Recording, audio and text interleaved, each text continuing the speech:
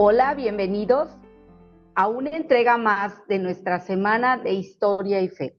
Esta vez nos toca compartir esa presencia silenciosa a través de la formación de las comunidades, en este caso de nuestro querido Río Verde, cómo la iglesia ha sido siempre esta compañera de las transformaciones de nuestra sociedad y en este caso de nuestro querido pueblo.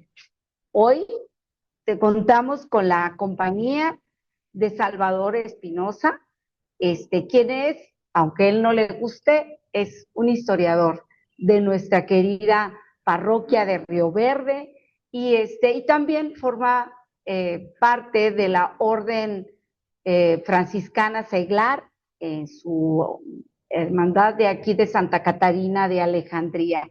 Bienvenido, Salvador, es un gusto de verdad enorme tenerte aquí con nosotros para que compartas ese gusto por la historia que tienes. Muchas gracias, Chely. Muchas gracias por haberme invitado a mí en nombre de la Orden Franciscana Seglar y en el mío propio. Pues muchas gracias por esta entrevista y esta plática propiamente de fe que contribuye al papel de la Iglesia en nuestra vida de comunidad y sobre todo mostrarles cómo la Iglesia ha sido transformadora de identidad y cultura en nuestros 408 años de existencia. Pues sí, es de verdad muy interesante conocer para todos nosotros cómo cómo la iglesia siempre ha estado ahí, en todos los cambios importantes, y bueno, vamos a ponernos en contexto primero. Para comenzar, me gustaría que nos contaras cómo se fue desarrollando la presencia de la iglesia en Río Verde y, y qué parroquias y misiones fueron surgiendo desde la fundación. Muy bien. Nuestro pueblo se ha integrado con pleno conocimiento y conciencia a la fe católica y siempre ha sido un ejemplo de religiosidad. El amor a Dios, la doctrina cristiana, siempre han acompañado y acompañarán e iluminarán el devenir del pueblo de Río Verde a lo largo de sus ya 408 años de existencia. Y esto ha sido la fuerza espiritual, sin duda, el mejor soporte y apoyo para su desarrollo. Dentro de esta historia, debemos de tener presente siempre adultos, jóvenes y niños que van comenzando a prepararse. Para hablar de la parroquia de Santa Catarina de Alejandría, es necesario partir de lo que fue la custodia franciscana de Santa Catarina de Alejandría, virgen y mártir del Río Verde, cuya fundación fue en tiempos de Fray Juan Bautista de Mollinedo. Claro, en ese tiempo a él se le atribuye la fundación. Fueron mucho más hermanos franciscanos que aparecen en la historia, pero a él le tocó la parte jurídica, por esa razón se le atribuye la fundación a él. Muy bien. El día 1 de julio de 1617. Esta fecha, dentro de lo que he leído y que me han platicado, y claro, personas historiadores completamente, me viene a la mente que la misma fecha de 1617 en España se estaba promoviendo lo de la Inmaculada Concepción. En esa fecha, entonces tenemos 408 años también de iniciación del dogma de la Inmaculada Concepción. Ay, miren qué interesante. En el lugar que posteriormente sería la villa de Santa Elena. Regresamos a la fundación. Sitio donde ahora está la población de Ciudad Fernández. Por alguna causa que no tenemos la fecha ni el conocimiento exacto, los naturales abandonaron el espacio y se vinieron a ubicar en esta región llamada el Palmar. Supuestamente el Palmar era así porque era una laguna, una ciénega propiamente, derivado de los remanentes de la media luna, bastante agua que teníamos en esos años de 1617. Y entonces, pues ocupamos este espacio y se funda la ciudad de Río Verde. La custodia abarcaba varias misiones, sobre todo. Esta era la custodia y había muchas misiones. Lagunillas, Pinihuán, la conversión de San Felipe Gamotes. Aquí también hay un pequeño punto muy personal. En algunos libros, en algunos historiadores, de veras, lo narran como San Felipe de Jesús Gamotes. Yo difiero un poco en forma muy personal y respetando todo esto, porque si nos ubicamos dentro del espacio que San Felipe de Jesús fue santo en Japón, como iban y venían los documentos a Roma, pues es difícil que haya existido ya en Gamotes el conocimiento de que Felipillo era santo. No importa que sea santo franciscano y protomártir de la iglesia. Yo considero que Gamotes era San Felipe apóstol. Entonces, eso sí pudiera tener congruencia. Pero bueno, ese es mi punto de vista muy particular. Y de verdad, desde es luego. muy interesante cómo conocer todas estas misiones que pertenecían a la custodia de Santa Catarina. Así es. Sí, okay, sí. San Felipe Gamotes, abarcando los actuales municipios de Cárdenas, Tamazopo, Lagunillas, Alaquines, Santa Catarina, Ciudad del Maíz, Tula y Jaumave. En el año de 1845, el templo franciscano de Santa Catarina de Alejandría deja de ser custodia.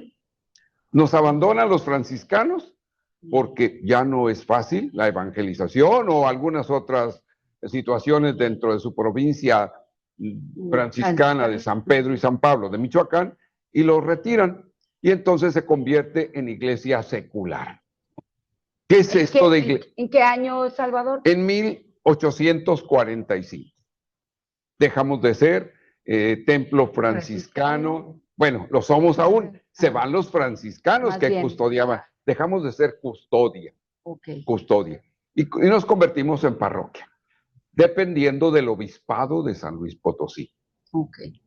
Dentro de la historia también difiero con algunos apuntes, porque es interesante ver cuándo se funda realmente la diócesis, cuándo consagran al obispo, lo consagran en Guadalajara, y hay varias fechas, pero bueno, para promover una diócesis, pues abarca mucho tiempo.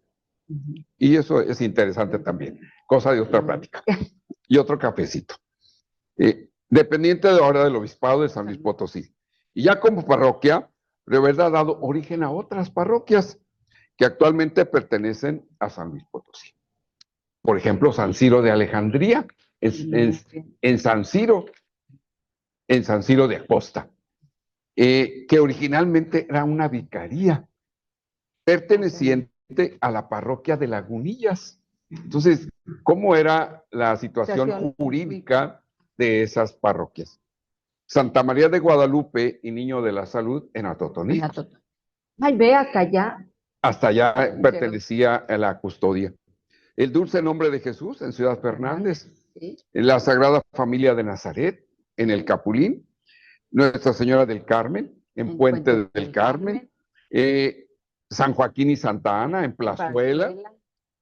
Y entonces también San Diego de Alcalá, que era la hacienda de San Diego, con su capilla, y ya ahora es la parroquia de San Diego, refugio de pecadores, a unos pasos de la nuestra, que está en la cantera del refugio, parroquia de San, y la cuasi parroquia de Santa Teresita del Niño de Jesús en la cofradía. Esa casi va a ser parroquia. Yo diría que hasta una catedral, porque la edificación está enorme. A mi punto de vista, muy crítico, desde luego, que no debería de ser, pero lo tengo que expresar, le han hecho muchos cambios a la arquitectura. Ojalá y sea para bien. La parroquia actualmente tiene sus capillas.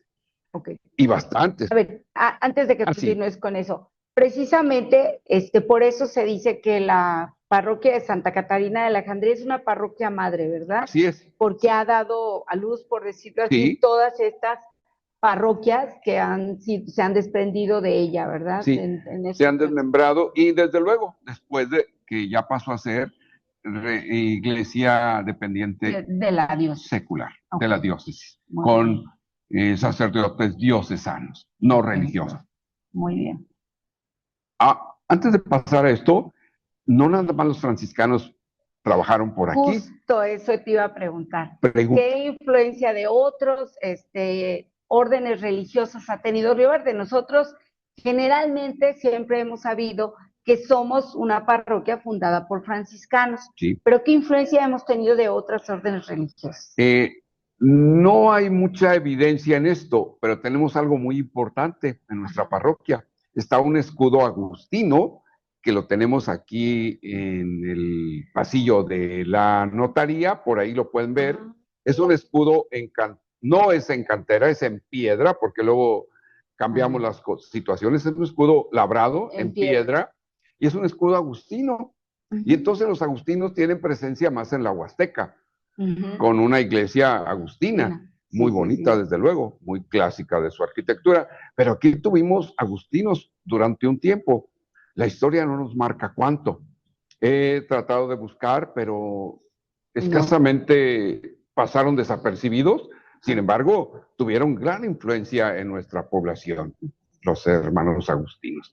Como por ejemplo, los agustinos, como que cada orden tiene a lo mejor algún carisma especial. Sí. Como que podríamos decir de los agustinos, como que nos hayan dejado como en herencia a lo mejor. Yo creo que nada más su evangelización. Ellos son más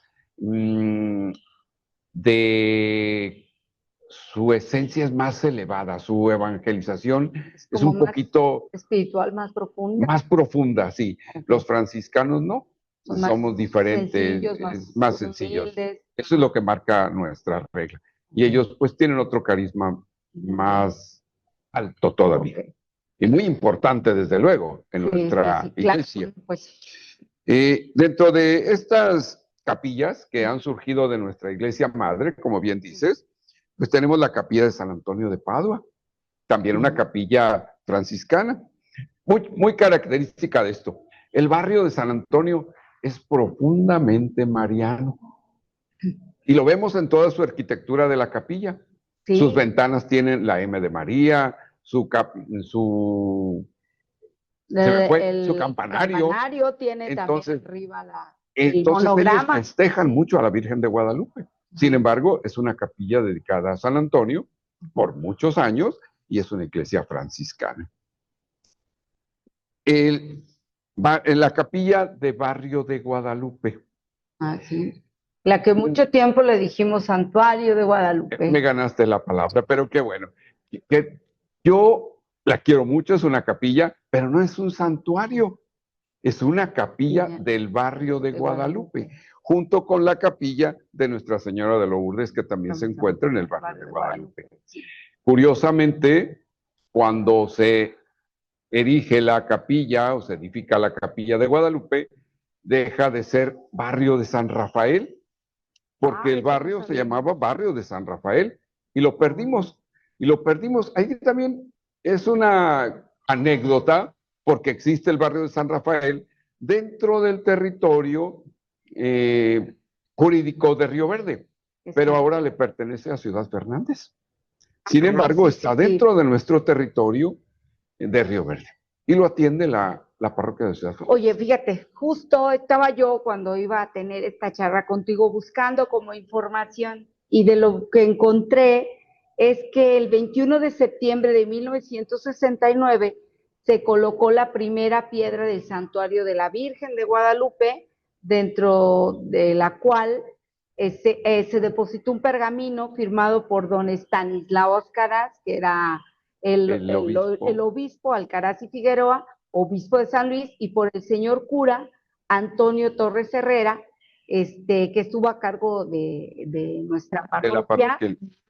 Y que el coro que tocó en esa ocasión estaba a cargo de la señora Lucinita Castillo. Sí. O sea, me hizo muy como buscando encuentras todos estos tesoros de esta formación, y cómo la iglesia ha acompañado precisamente en este devenir de la historia de los pueblos. Y como tú dices, era un barrio, formaba parte de lo que ahora es la parroquia y el barrio de San Rafael. El barrio de San Rafael. Incluso hay una fotografía con la imagen de San Rafael que tenemos en la parroquia con niños del catecismo. En alguna casa que la tenían, y ahora está la imagen en nuestra parroquia, a un lado del altar dedicado de las Carmelitas. Sí, ahí está, ahí está. San Rafael. Muy bien, pues. Al cual le robaron 2 veces el bastón. Cosas, anécdotas muy interesantes. Sí, claro. La capilla de Santa Elena, con su capilla, la capilla de Santa Elena es otro punto, dedicada a la Purísima Concepción, una gran controversia. Ya está Santa Elena en el altar mayor, desde luego, pertenecía la imagen a la iglesia de Santa Catarina. Tuvieron bien llevarla a su capilla, pero igual sigue dedicada a la Purísima Concepción. Y San Martín de Porres, que pertenecen al barrio de Santa Elena de la Cruz. La capilla de San Juan Bautista, en el barrio de San Juan. La capilla del Sagrado Corazón de Jesús, la capilla de Santa María Reina, capilla de la Divina Infanta, la Divina Infantita, capilla de San Isidro, que no la mencionan por ahí, pero está por allá en el río, por allá por la ribera del río, capilla de San Jerónimo, capilla de Santa Teresa de Jesús de Ávila, capilla de San Miguel Arcángel, todas ellas en el barrio de San Miguel Arcángel. Capilla del Señor de la Misericordia, muy nueva, y capilla de San Francisco en el barrio del Señor de la Misericordia. Esto es lo que se ha compuesto por medio de nuestra parroquia, o que se han desmembrado, pero no quitado, sino aumentado en capillas y algunas parroquias que han surgido. Sí, es donde ha florecido nuestra iglesia madre de Santa Catarina. Y que seguirá floreciendo. Y que, sí, por obra de Dios, seguirá floreciendo. Pues sí, cómo nos damos cuenta de que desde nuestros primeros misioneros hasta nuestros días, la iglesia sigue acompañando a la historia y siendo parte de la historia de nuestro querido Río Verde. Así es. Continuando con esta plática, Salvador, no podemos olvidarnos de tantas, o sea, si la iglesia acompaña, construye, nos guía, pero la iglesia somos todos. Y no podemos olvidar dentro de todos los que somos a sacerdotes, religiosos, laicos, que han venido acompañando la vida de la comunidad y entregando su vida y su servicio a nuestra comunidad y a nuestra parroquia, porque la fe también se ha expresado pues, en sus obras colectivas, a lo mejor en algunas escuelas, hospitales, comedores, centros de evangelización, los centros de catecismo. Entonces, ¿cómo compartir? O sea, ¿nos puedes compartir ejemplos de este impacto social y educativo que ha tenido la iglesia en nuestra región? Porque no es solo Río Verde, vemos que abarcamos otros municipios. Sí. A ver. Sí, es muy interesante esta segunda parte, segunda plática, que es la acción social, educativa y pastoral de religiosas, sacerdotes y laicos, sobre todo de la acción social que la establece la parroquia en su opción preferencial por los pobres.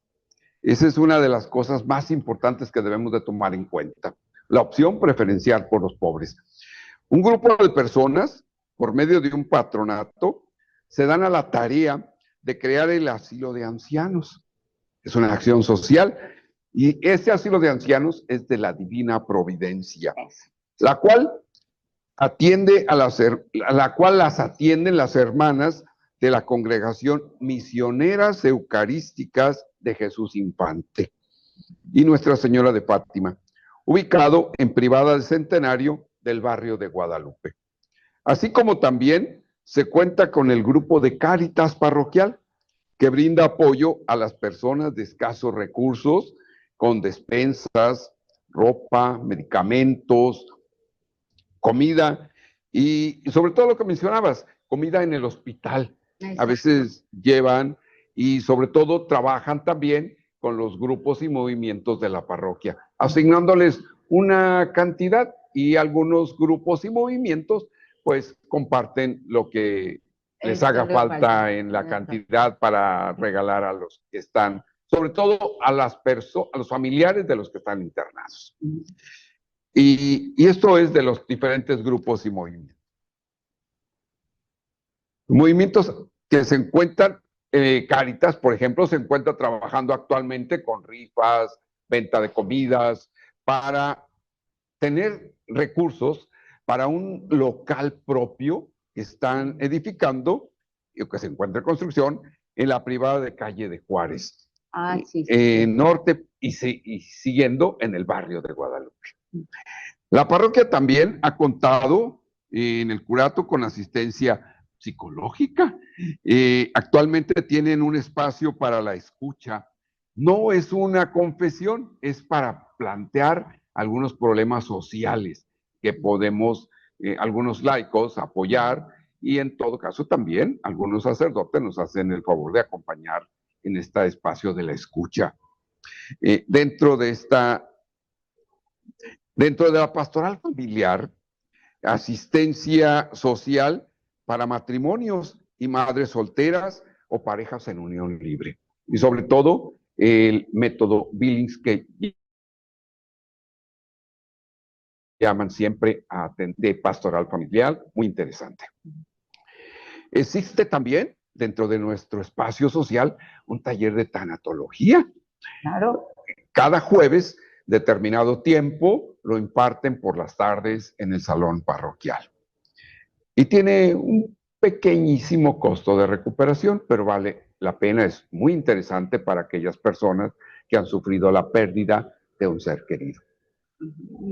Que esos son muy actuales, ¿no? Muy actuales. Son lo que tenemos como ahorita, cómo la iglesia se involucra también en las causas sociales. Dentro de los problemas sociales. De las personas que somos miembros de la iglesia. Son los carismas que tienen estos grupos que te he mencionado. Oye, y históricamente, o sea, nuestra parroquia también se ha caracterizado por ser, o sea, yo me acuerdo mucho y te voy a mencionar de la escuela Pío XII, cómo la escuela realmente formó a gente en sus oficios, gente que de lo que aprendió en la escuela Pío XII vivió, o sea, pudo mantenerse, pudo sacar adelante una familia con las clases de cocina, de repostería, de corte de pelo, de costura, no sé cuál otra se me vaya. ¿Nos puedes hablar de eso? Claro, a ver, ya me ganaste la palabra, pero muy interesante. Entonces, ya ves, ¿cuáles somos los historiadores? En 1902 existió un colegio llamado Guadalupano y Colegio de la Purísima Concepción. Los dos administrados por el curato parroquial, cosa muy interesante, los dos administraban eso. El 26 de septiembre de 1920 llegan las primeras religiosas de la congregación de las Hijas del Sagrado Corazón y Santa María de Guadalupe. Tengo mi dato histórico, déjame decirlo. Déjame decirlo. Yo tengo aquí que el 26 de septiembre de 1920 llegaron las primeras religiosas de la congregación de las Hijas del Sagrado Corazón de Jesús y Santa María de Guadalupe, ¿sí?, a iniciativa del Señor de la Mora. Así es. Sí. Dice el presbítero don Camilo Ayala, que es nombradísimo. Mira, muy nombrado. Yo no digo, obviamente no estuve en ese tiempo, pero como oigo al padre Ayala, ¿sí?, y que el padre Ayala, y ahora entiendo porque veo la fecha en la que estuvo aquí. Ajá. Y le tocó precisamente la persecución cristiana. Sí, claro. Sí. Bueno, dice que el cura era el párroco, el Camilo Ayala, y que preparó lo necesario para la instalación de las madres. Así es. Las primeras religiosas fueron la superiora, reverenda Petra de J. González, y Sor Esperanza Pérez, Sor María de Guadalupe Márquez, y Sor María de Guadalupe Camperos, y Sor María del Sagrado Corazón. Sí. Así tengo yo ese dato histórico. Y el colegio se instaló vecino de nuestra parroquia, en la calle de Reyes e Iturbide. Muy bien. Y hubo un gente altruista que les regaló el terreno. Entonces fueron bienvenidas en 1920 ¿verdad? las hermanas y hijas del Sagrado Corazón. Ese colegio fue fundado para niñas y se llamó Díaz Morán, y para niños el Sagrado Corazón. Sí. Después llevó los nombres de Ignacio Zaragoza y Fray Juan Bautista de Mollinedo, y el de niñas cambió al nombre de Colegio de la Paz. Exacto, que es al que ya nosotros nos acordamos que ahora se llamó durante mucho tiempo Colegio de la Paz. Para niños y niñas ya después.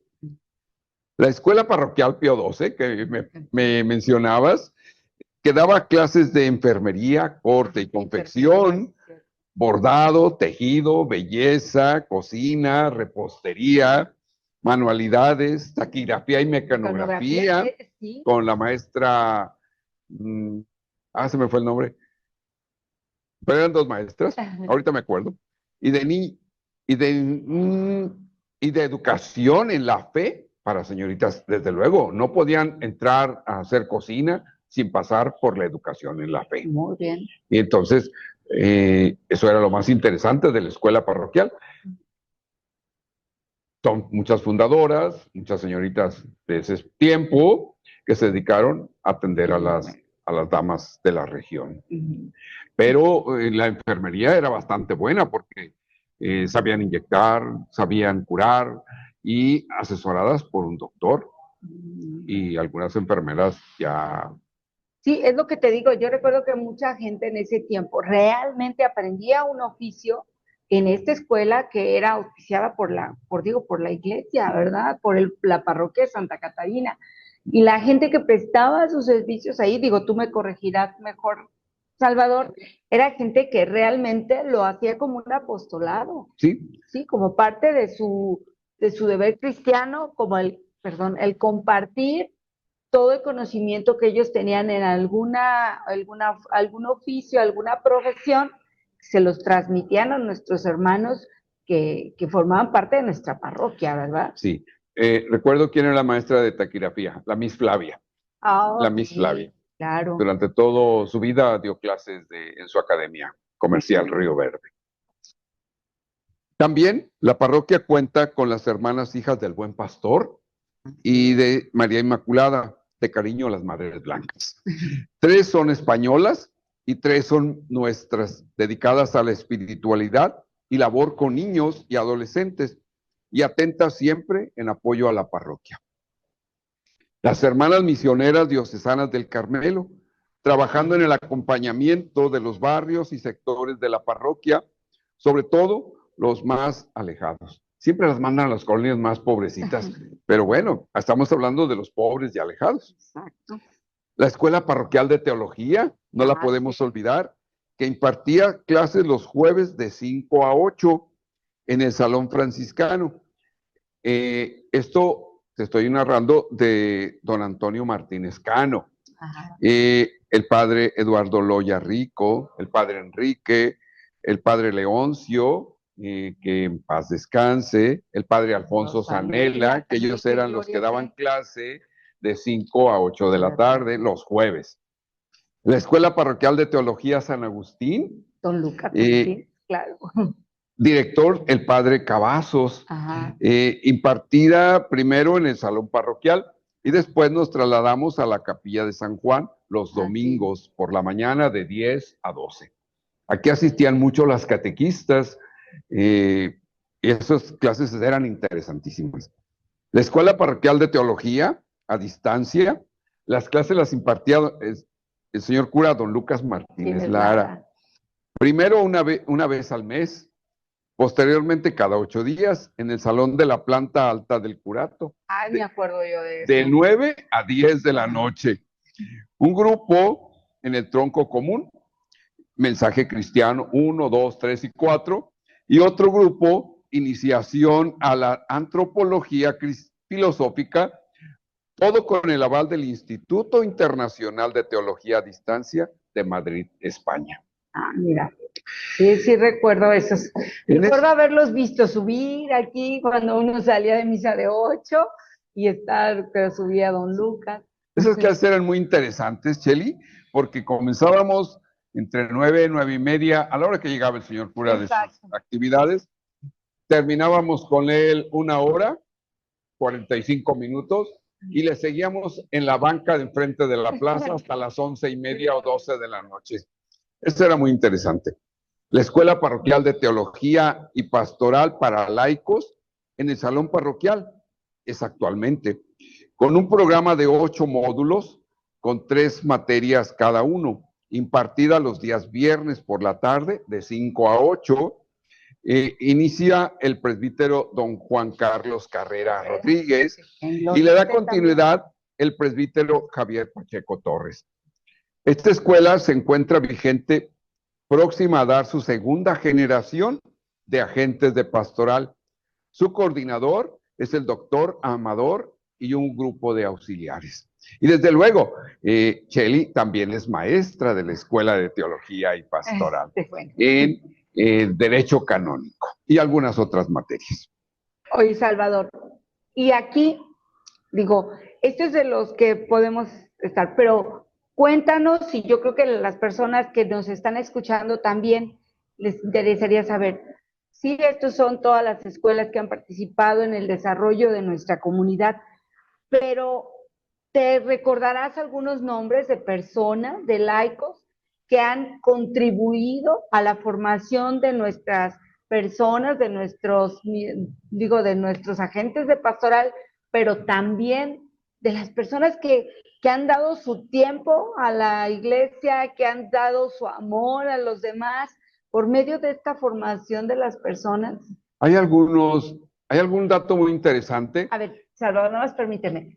Vamos a entrar en este espacio, de verdad, todos los que nos están oyendo, si ustedes tienen, se acuerdan de alguien que haya participado, pónganlo en sus comentarios aquí en el programa, mándanos sus historias, mándenos decir, acuérdense de fulanito de tal que participaba en este movimiento, o sutanito que hacía esto, el capillero, el monaguillo, no sé, la persona que nos ayudaba o nos donaba algo en el grupo en el que yo participé.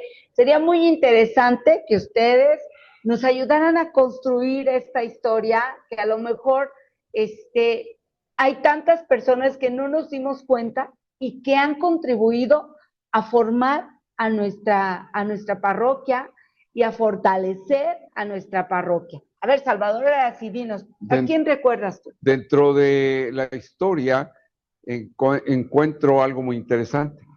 Antes de que llegaran las religiosas, se formó un grupo de jóvenes, la ACJM. Asociación de Jóvenes Católicos Mexicanos. Sí, y bueno, eso es muy interesante porque ellos se juntaron, vinieron a formarle su grupo de San Luis Potosí y se conformó bastante sólido ese movimiento, ese grupo de jóvenes.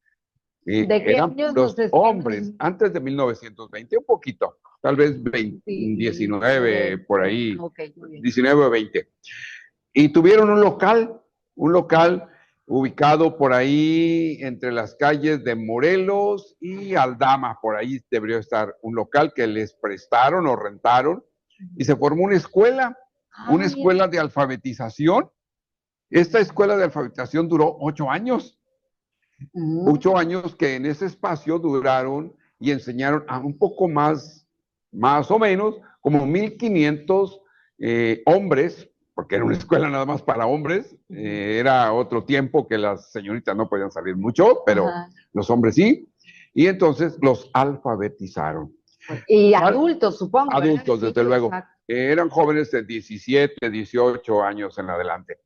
Entonces también un dato curioso es que sin ser estudiados para maestros, les dieron de la Secretaría de Educación un título de maestro honorario por la dedicación para la alfabetización. Bien. Eso es lo más interesante, y sobre todo duró 8 años. Muy bien. Ya con el devenir de los tiempos, pues cambian, ahora son los grupos juveniles. La Sí. CJM ya no existe, tampoco de las señoritas, únicamente queda en ese espacio la Acción Católica, Muy de bien. esa Como rama. que, o sea, sería como su Ese sí, raíz. así eso es. En este espacio de educación y fortalecimiento, ellos también nos hacen algo muy importante, o nos dejan de herencia algo muy importante. Ellos inician la peregrinación de la Virgen de Guadalupe del espacio donde está la capilla de Guadalupe a, a Río Verde. ¿Qué hay en eso? Volvemos a la arte y cultura. Entonces, en esas procesiones era muy bonito, bueno, con lo que yo me acuerdo, hace muchos años, Ajá. llevaban la imagen que prestaba la iglesia, pero cortadores de naranja, albañiles, trabajadores, mandaban elaborar una ofrenda floral y cada año cambiaba. Era una imagen de la Virgen hecha de flores, como se usa en los estados de México, Exacto, esas imágenes florales, y que nada más le ponían la carita de la Virgen en papel. Todo lo demás, el manto, las estrellas, todo era de flores. Y pues era lo bonito. Con eso cerraba la peregrinación. Bueno, yo digo, a mí ya me tocó más para acá, Sí, Salvador, pero yo recuerdo cuando yo era niña, cómo iban estas personas en la peregrinación de la Virgen de Guadalupe con unos cirios sí, gordos, grandotes, colgados de naranjitas con cuatro. Yo eso es algo que recuerdo muy sí, bien. Y cómo iban los señores, porque yo tengo esa imagen en la mente de los señores que gritaban, ¡Viva la Virgen de sí, Guadalupe! O la sea, fe. la fe era, sí se sentía una fe realmente sencilla, pero muy profunda. Era, era y sigue siendo una peregrinación que destacan los hombres por los gritos a viva Cristo Rey, viva la Virgen de Guadalupe. Y sí, esas velas, cirios grandotes, con muchas, llenos de naranjitas con cuat, que cuando estábamos en la notaría, en la sacristía, perdón, nos las comíamos. Aunque estaban agrias, pues dejábamos, nomás nos comíamos la cascarita y dejábamos lo de adentro. Fruta que ya perdimos, Sí, ya casi no desafortunadamente. hay. Esa es la presencia. Tenemos un hermano franciscano que también era profesor, Don Chonito. Don Chonito, y entonces él era profesor en las comunidades. Él se dedicaba, nos comentaba, en fundar una escuela y fundar la capilla. Entonces, es parte de una religiosidad y una enseñanza que nos dejó dentro de ese espacio la iglesia. Él fue ministro extraordinario durante muchos años y tocaba también el armonio en la parroquia. Adoración nocturna, A la perteneció adoración, también. recuerdo a la misa Y de 6 de la mañana. 6 de la mañana y tocando el órgano. Sí. Pero son personajes que ahí están, personajes que, por ejemplo, los sacristanes, que los dejamos tan olvidados. Es un arte tocar las campanas. Y cuando a veces lo escucho ahora, no porque no las toquen bien, sino porque no sabemos si es una boda, o si es unas exequias, o que hay un incendio. Entonces debemos de saber interpretar el sonido de las campanas. Uno muy interesante, don Pedrito, no el Pedrito actual que tenemos, don Darío, tío del señor cura don Juvenal Martínez Lara, Amadeo, cómo peleamos con Amadeo, pero cómo sonaba las campanas tan bonito. Ese es el sonar de las campanas que nos llaman a la fe. Es la llamada a la fe, la campana, Fe. sí. Entonces, nada que es un hueco que una campana que resumba o que retumba. No, es el sonido armónico de las campanas. Muy bien. Pues sí, aquí vemos cómo desde los primeros tiempos hasta nuestros días ha sido la iglesia casa, escuela, hospital en algunas En el ocasiones hospital, pues para el alma, pero también para sí, el cuerpo. sí, porque venimos heridos del alma o del Exacto. corazón. Muy bien. Pues bueno, Salvador, también continuando con esta plática, la iglesia sigue construyendo comunidad. Nosotros ya contigo tocamos que en cada grupo ahorita en nuestra iglesia hay grupos que siguen comprometidos con la comunidad. Tú ya nos comentaste del grupo para los que atienden los duelos, se me fue la tanatología, el grupo de escucha que tiene ahora la parroquia, pero ¿qué movimientos pastorales o tradiciones religiosas siguen marcando la vida de la comunidad en Río Verde, la vida comunitaria en Río Verde? Aparte de los que ya nos comentaste, ¿qué otros grupos pueden haber? Ya hablamos de la tanatología, de la escucha.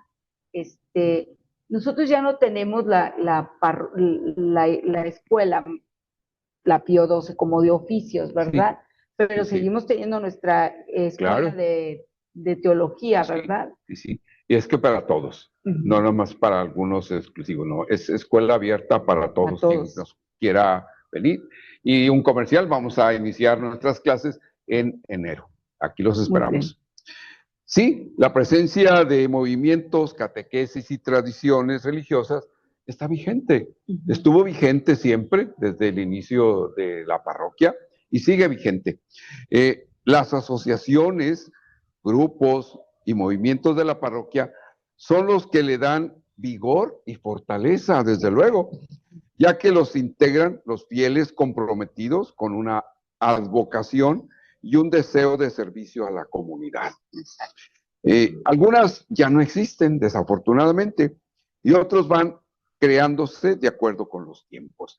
Te digo que algunos ya no existen porque es interesante saber que tenemos por ahí guardados, espero que todavía estén guardados, unos estandartes que ayer en la procesión de estandartes veíamos.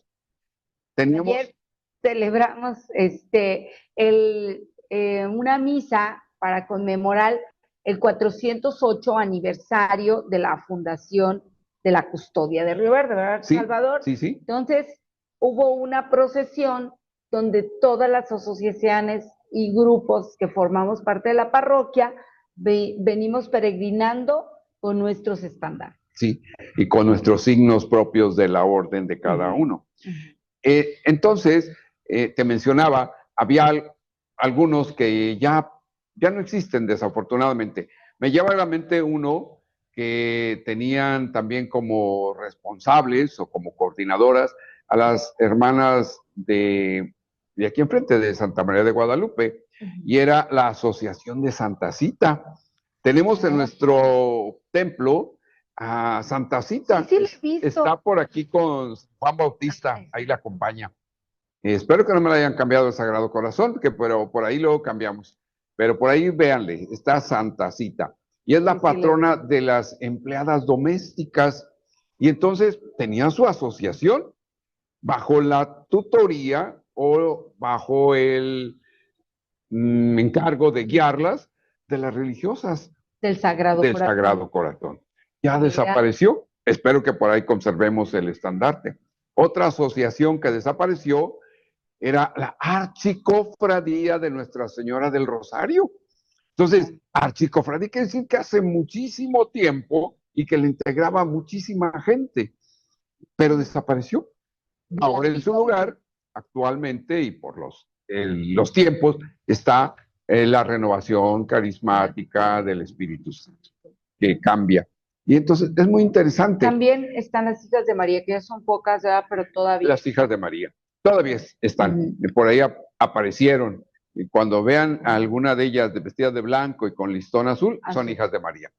Aquí el punto, y vuelvo a mi crítica muy personal, ¿y los hombres no son hijos de María? Ahí es la incógnita, porque nada más están puras damas. Y bueno, hay que ser también hijos de María, con nuestro listón azul. A ver, pero queremos nombres, Salvador. ¿De quién te acuerdas? ¿Quiénes son esos laicos que han dejado huella en nuestra parroquia? A ver, dinos. Bueno, vamos a entrar en el chisme. No podemos mencionar a tantos porque los que son, o sea, y sabemos vamos a omitir tantos. Habrá muchísimos más que no los, pero como para refrescarles la memoria a muchos de los que nos están oyendo, como para que ellos también contribuyan a formar esta historia. Claro, claro. Te mencionaba, el hermano Chonito, franciscano de siempre, franciscano y actual, murió, también recibió por parte de la asociación civil, de la parte de la presidencia, como rioverdense distinguido en un tiempo. Y pues bueno, no sé si la iglesia, no me viene a la memoria si lo premió también o no, no le alcanzó. Los reconocimientos que hizo la parroquia a los agentes de pastoral, me parece que estuvo el maestro. Ese sí no tengo, se me escapa. Dentro de la adoración nocturna, bueno, pues hay tantos elementos de adoración nocturna. Es difícil mencionar a tantos que dieron seguimiento y fielmente, noche a noche que les tocaba. Y vaya que yo admiro a los de la adoración nocturna, porque yo no puedo desvelar. Claro, claro, yo tengo por ahí en mis recuerdos 2 invitaciones que me hizo, y uno de ellos, como mencionas, un personaje, pues Don Perfe. Don Perfe, te iba a hablar de él. Me invitó en 2 ocasiones a pertenecer a la adoración nocturna. Pues dije, ¿y a qué horas me voy a dormir? ¿A las 6 de la mañana? No. Dijo, ahí no se duerme uno. Entonces no vine. Entonces es uno de los personajes. Don Perfe, ¿verdad? Tan conocido. Pero otra cosa interesante de él, pertenecía a la adoración nocturna, pero fue el primer ministro. Extraordinaria. Sí, él y la señora Santos de Ogata. Fueron 2 personajes interesantes. Sí. Únicamente había 2. Pero 2 ministros extraordinarios. 2 ministros extraordinarios. ¿Qué hacían y cómo los veíamos? Sentados en la primera banca. Y cuando llegaba la comunión, se acercaban al altar y les daban la patena y ellos llegaban ahí. Todavía no teníamos esa facilidad de acudir al sagrario. A ver, esto es antes del Concilio Vaticano II. Después del Concilio Vaticano. Pero, o sea, yo creo que inmediatamente después, ¿verdad? Sí, claro, sí, fue inmediatamente después. Que otorgaron el permiso para ser los laicos ministros extraordinarios. Sí. Pero veo, o sea, eran agarrar la patena nada más. Agarrar el cuerpo de Cristo. Mira. Y llevárselo a los enfermos. Sí, para pero daban la comunión como ahora los vemos aquí auxiliando a los sacerdotes, ¿verdad? Sí, ya los dejaban. Entendí que nada más agarraban la patena. No. Ellos se sentaban en la primera banca y acudían al altar cuando el sacerdote los llamaba y regresaban a su lugar. Y solo había 2 enfermos. Nada más había 2. Pero sí tenían muchísimos enfermos. Tengo entendido que Don Perfe tenía más de 100. 100 enfermos para más visitar. De 100. Igual que la señora, se me escapa su nombre. Bueno, la acabas de decir, es de Ogata. No, es otra muy nueva. Bueno, ahorita me acuerdo. Te recuerdo. También tenía muchísimos, un poco más de 100. Adoración nocturna. Y algunos otros personajes tan interesantes como los cantores. No dejamos de pasar a Roberto Rocha, que no podemos quedarnos sin el organista. Pero había un organista atilano, que era un organista de la parroquia de años, don Atilano. Don Atilano, no, ya no me tocó. Yo de la que sí había oído es de Lucinita. De Lucinita, la señorita Lucina. Castillo, ¿verdad? Y la señora, tenían un coro, el coro parroquial, la señora Magdalena, que era su hermana, la señora de don Pepe Ruiz. Sí, claro. Tatís propiamente, que canta y da el salmo precioso. Y algunos otros que era el coro parroquial. Cuando se formaba ese coro, le dedicaban un himno a Santa Catarina. Santa Catarina tiene varios himnos y alguno está también de la autoría de Roberto Rocha. Entonces, Santa Catarina, cada año, tengo entendido que cada año se juntaban para preparar un himno nuevo y preparar el canto para la fiesta patronal. Entonces, era bastante interesante ver todas las personas que integraban el coro parroquial para todas las solemnidades propias. Muy bien. Catequesis infantil. Bueno, propiamente después de la adoración nocturna, tenemos la vela perpetua. Sí, también. Que con esos dos movimientos, pues la vela perpetua tiene que estar al pendiente de que no se apague la luz en el sagrario.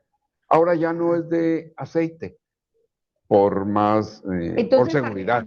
Esto se refería a vela perpetua. Así es. Sí, yo estar al pendiente de que siempre, eso quiere decir que siempre hubiera alguien. Siempre hubiera alguien al pendiente de que la luz se mantuviera encendida en el sagrario. Para cada que ustedes acudan a un templo, en cualquier región, cuando vayamos de vacaciones, veamos que la lamparita del sagrario está encendida. Y donde está una lamparita encendida, ahí está Jesús vivo en el sagrario. Hagamos de una visita. Ahora, después de Vaticano II, en algunas parroquias, el sagrario está a un lado, ya no está en el centro, que debería de ser la centralidad de Cristo, está ahí. Por eso, pero por respeto, por seguridad, la iglesia en algunos espacios la ha cambiado a un lado, como es el caso de nuestra parroquia. Por eso es esto. Cuando vayamos de vacaciones, busquemos al Señor en su iglesia, busquemos dónde está esa lamparita encendida y hagamos una visita. Una anécdota de esas lamparitas encendidas, que todos debemos ser una lámpara encendida. Una lámpara existía en los pilares donde está San Pedro y San Pablo. Si levantamos la vista, hay unas ménsulas de fierro. De ahí colgaba una cadena y estaba un candil. Ese candil, si tenía un soporte en la parte de abajo, le jalábamos y poníamos un vaso con aceite. Bueno, lo hacían propiamente las hijas de la vela perpetua. Y lo llenaban de aceite y con un corcho y encendían. Entonces, había que tener el aceite preparado, como las vírgenes prudentes y las necias, con el aceite listo para que no se les fuera a apagar el fuego. Entonces, esa lamparita existe. ¿Dónde la pueden ver? En la capilla de San Juan. Yo me di a la tarea de rescatarla porque son elementos que se van perdiendo. Y dije, esto no se puede perder. La encuentran, desafortunadamente ya no es de aceite, es eléctrica. Pero ahí está esa reliquia en la capilla de San Juan. Aquí, como ya cambiamos el sagrario, pues ahora es una lamparita eléctrica. Pero todos esos datos son bonitos. No perder los elementos litúrgicos que nos dan luz de fe. Muy bien. Y entonces, ¿quién más tienes ahí en tu lista, Salvador? Tenemos a los movimientos de renovación. Tenemos al movimiento de cursillos. También lo fundó don Antonio Martínez Cano. Con ese inició, igual con la construcción de la Casa de Cristiandad, que ahora ya pertenece a la parroquia de Puente del Carmen, pero eso es un decir nada más. Así nada más por jurisdicción. Los movimientos de renovación, los movimientos de acción católica, son poquitas ya, pero bueno, siguen ahí. Los talleres de oración y vida, la Escuela de la Cruz, la Orden Seglar de Carmelitas Descalzas, no podemos faltar con ellas. Por supuesto. No.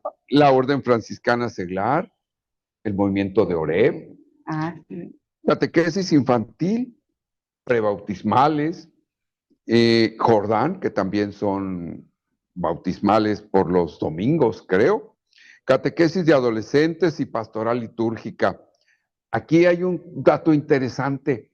La pastoral litúrgica no nada más es la que adorna, acomoda, lee y canta. No, la pastoral litúrgica la integran el maestro de las celebraciones, los monaguillos, los lectores, los salmistas, los colectores, los que nos piden la charolita y que debemos ser muy generosos, los coros, los ministros extraordinarios de la comunión, la pastoral y hasta ahí. La pastoral familiar también es un grupo muy interesante de nuestra parroquia. Mucho. Y la pastoral juvenil. Esos serían los grupos. Esos serían como los movimientos pastorales o grupos que siguen marcando la vida comunitaria de hoy en día en nuestra parroquia. Que están vigentes, que trabajan por la parroquia y por la sociedad. Muy bien. Cada uno en su carisma se dedica a la catequesis basada en las tradiciones, siempre cambiantes para mejorar de acuerdo a los signos de los tiempos. No podemos quedar en lo romántico, que qué bonito sería, sino hablar y trabajar de acuerdo a los signos de los tiempos en este siglo XXI que nos tocó vivir. Justo en eso, Salvador, está nuestra última pregunta. En tu opinión, ¿cómo podemos seguir fortaleciendo la identidad cristiana de nuestro pueblo en medio de los desafíos actuales? Bueno, integrar nuestra fe con nuestra religiosidad, con nuestra identidad cultural, es una forma poderosa de vivir una vida auténtica y significativa. La fe no busca eliminar raíces culturales, sino más bien las enriquece y les da un propósito más profundo. Al combinar nuestra fe con nuestra identidad, no solo honramos a Dios con lo que somos, sino que también enriquecemos nuestra experiencia espiritual. Esta integración nos permite vivir una fe viva que trasciende las barreras culturales y conecta profundamente con otros en un lenguaje común de amor y de propósito. Pues sí, gracias por, guiados por la fe, nuestros pueblos se han levantado y sostenido. Y hoy, más que nunca, estamos llamados a seguir construyendo comunidad desde el Evangelio. Gracias, Salvador Espinosa, por este recorrido tan valioso en la historia de nuestra parroquia. Y gracias a todos ustedes que nos han acompañado desde casa. De verdad, insistimos, suban sus historias, coméntenos en el programa quiénes han participado en esta construcción de nuestra parroquia. Es muy enriquecedor cómo cada quien tenemos una óptica diferente y pensamos en varias personas que a lo mejor desde su sencillez en su participación como católicos cristianos han enriquecido la historia de nuestra parroquia. Que esta memoria de fe nos inspire a seguir siendo iglesia viva, servidora y esperanzada. Nos vemos en el próximo episodio de esta semana de Historia y Fe. Muchas gracias. La Semana de Historia y de Fe es un programa producido por el equipo parroquial de comunicación de la parroquia de Santa Catarina de Alejandría en Río Verde, creado para ser un espacio de encuentro, reflexión y crecimiento en la fe. Inspirados en el Jubileo de la Esperanza, queremos celebrar estos 408 años de fundación de la Custodia de Santa Catarina de Alejandría, haciendo resonar en cada corazón la voz de Dios que anima, guía y fortalece. Cada emisión busca iluminar nuestra vida cristiana, impulsarnos a la acción pastoral y renovar la alegría de seguir a Cristo en comunidad.